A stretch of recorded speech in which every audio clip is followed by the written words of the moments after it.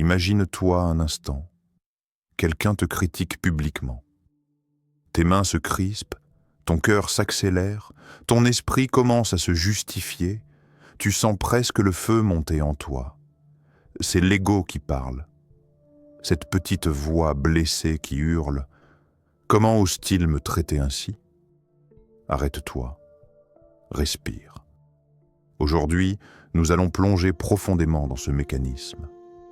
Parce que cette voix, cette réaction, c'est exactement ce qui te vole ta paix intérieure.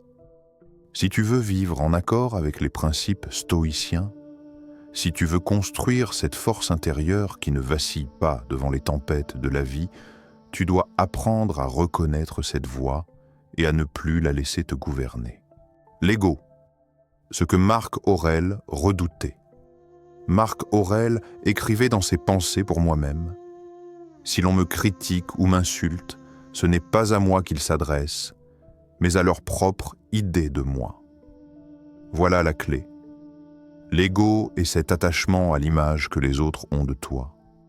C'est ce désir compulsif d'être perçu d'une certaine manière, d'être approuvé, reconnu, admiré. Pense à la dernière fois que tu as posté quelque chose sur les réseaux sociaux. As-tu attendu les likes ? As-tu ressenti une petite décharge de plaisir en voyant les notifications monter ? Et si elles ne montaient pas, une petite déception ? Voilà l'ego à l'œuvre. Ce n'est pas mal en soi de ressentir cela, mais si tu t'identifies trop à cette image numérique de toi-même, tu deviens esclave. Un stoïcien ne cherche pas à paraître, il cherche à être. Ton caractère, tes vertus, tes actes suffisent. L'ego, lui, voudrait que tu répondes à chaque attaque, que tu défendes ton honneur, que tu prouves que tu es quelqu'un. Mais le sage n'a rien à prouver. Il sait qui il est. Les blessures d'orgueil ne se manifestent pas toujours de façon spectaculaire. Parfois, c'est juste une tension dans la poitrine. Parfois, c'est un ressentiment qui s'installe en silence. Quelqu'un te coupe la parole, tu ressens une irritation. Quelqu'un réussit là où tu as échoué, tu ressens de l'envie. Quelqu'un te critique, tu ressens de la colère. Imagine que tu es en réunion au travail et que ton idée est rejetée. Immédiatement, ton esprit commence à préparer une contre-attaque, à trouver des arguments pour prouver que tu avais raison. Mais si tu prends une seconde pour observer, tu verras que tu n'es pas en train de chercher la meilleure solution pour l'équipe. Tu es en train de défendre ton ego. Épictète nous le rappelle. Ce ne sont pas les événements qui troublent les hommes, mais les jugements qu'ils portent sur ces événements. La critique n'a pas de pouvoir en elle-même. C'est ton jugement, ton interprétation qui crée la douleur. Alors, chaque fois que tu ressens une pique dans ton orgueil, demande-toi « Quel jugement suis-je en train de poser ? Est-ce que cela m'aide ou m'enchaîne ?» L'humilité stoïcienne n'est pas de se rabaisser ni de dire « je ne vaux rien ». C'est reconnaître ta place dans l'ordre du monde. C'est accepter que tu es un être humain parmi des milliards, soumis aux mêmes lois de la nature que les autres. Sénèque écrivait « Nous sommes partis d'un tout, membres d'un grand corps ». Quand tu adoptes cette vision, ton orgueil perd de sa puissance. Tu réalises que la critique d'une personne n'est qu'une vibration d'air dans l'immensité de l'univers, qu'une humiliation n'est qu'un micro-événement sur l'échelle cosmique. Cela ne veut pas dire que tu deviens froid ou indifférent. Au contraire, tu deviens plus présent, plus attentif, plus ancré. L'humilité te permet de voir les critiques comme des informations. Elle te permet de transformer l'échec en professeur au lieu de le voir comme une condamnation. Elle te libère de la tyrannie du besoin d'avoir toujours raison. Comment se détacher concrètement des blessures d'orgueil ? Voici un processus en 5 étapes que tu peux pratiquer chaque jour. Observe sans juger. Quand la blessure d'orgueil se manifeste, dis-toi « Voilà mon ego qui parle ». Cet acte simple crée un espace entre toi et la réaction. Respire profondément. Inspire par le nez en comptant jusqu'à 4. Retiens ton souffle 2 secondes. Expire lentement. Cette respiration ramène ton système nerveux à l'équilibre. Rappelle-toi ce qui est en ton contrôle. La critique, la rumeur, le jugement des autres ne sont pas en ton contrôle. Ta réponse, ton calme, ton intégrité le sont. Pratique la gratitude. Même pour la critique, dis-toi « Merci pour cette opportunité de m'entraîner à rester serein ». Cela transforme l'adversité en terrain d'entraînement.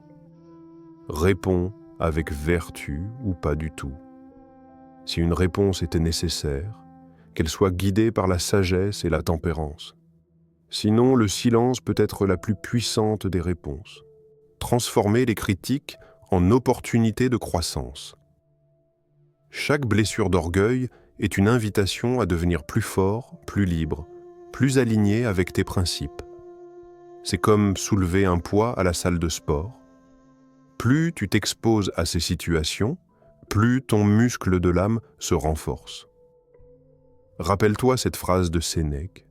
« Le malheur est l'occasion de la vertu. » Chaque critique est une occasion de cultiver ta patience, ta compréhension, ta résilience. Si tu es capable de voir la critique comme un professeur, même ton adversaire devient ton allié. L'ego est le piège de vouloir toujours avoir raison. Combien de disputes as-tu eues juste pour prouver que tu avais raison? Combien d'énergie gaspillée pour imposer ton point de vue? C'est une des plus grandes sources de souffrance, la volonté de toujours convaincre. Reconnaître son erreur est un acte de courage. Cela ne t'abaisse pas, cela t'élève. Parce que la vérité ne dépend pas de ton ego. Cherche-la, aime-la, même si elle te contredit. Cette attitude te rend libre. Anecdote historique. Les stoïciens face à l'ego. Épictète était esclave. Son maître pouvait l'insulter, le battre. Et pourtant, il disait « Tu peux me briser la jambe, mais tu ne peux pas briser ma volonté. » Voilà l'exemple ultime de quelqu'un qui refuse de laisser l'ego dicter sa réaction. Caton d'Utique, grand modèle pour les stoïciens, a été humilié au Sénat romain par ses adversaires politiques. Il choisissait souvent le silence plutôt que de répondre aux attaques. Son calme et son intégrité finirent par forcer le respect de ses ennemis. Marc Aurèle, empereur de Rome, pouvait faire exécuter n'importe qui pour un mot de travers. Pourtant, dans ses écrits, il se rappelait chaque jour qu'il devait rester humble et patient face à la critique. Si l'homme le plus puissant du monde pouvait pratiquer l'humilité, toi aussi tu peux le faire. Le chemin vers la paix intérieure. Chaque fois que tu choisis l'humilité plutôt que la fierté, tu te rapproches de l'ataraxie, cet état de tranquillité d'esprit cher aux stoïciens. Ce n'est pas un état passif, c'est la capacité de rester stable au cœur de la tempête. Imagine que tu reçoives demain un commentaire haineux sur tes réseaux. Au lieu de réagir, tu souris intérieurement et tu continues ta journée. Voilà la liberté. Imagine que ton collègue prenne tout le mérite pour un projet auquel tu as travaillé et que tu sois capable de rester concentré sur tes valeurs au lieu de te laisser consumer par le ressentiment. Voilà la vraie puissance. L'exercice quotidien, un rituel stoïcien. Chaque soir, prends quelques minutes pour noter les moments de la journée où ton orgueil a été blessé. Écrire le jugement que tu as posé dans ta tête. Réfléchir à comment tu aurais pu répondre avec plus de sagesse. Visualiser comment tu réagirais si la même situation se reproduisait demain. Cette pratique te transforme progressivement. Tu deviens témoin de tes propres réactions et peu à peu, tu reprends le contrôle.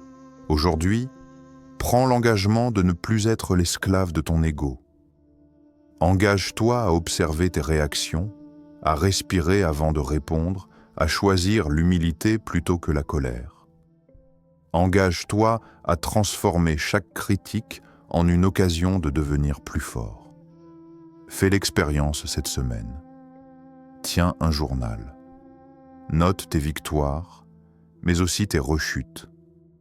Partage dans les commentaires ce que tu as découvert sur toi-même. Cette communauté est là pour t'accompagner. Et si tu veux continuer à approfondir cette sagesse, abonne-toi à cette chaîne. Chaque semaine, nous explorerons ensemble comment appliquer le stoïcisme pour devenir plus libre, plus sage, plus paisible. Parce qu'au final, ton plus grand combat n'est pas contre les autres, il est contre toi-même, et c'est la plus belle des victoires.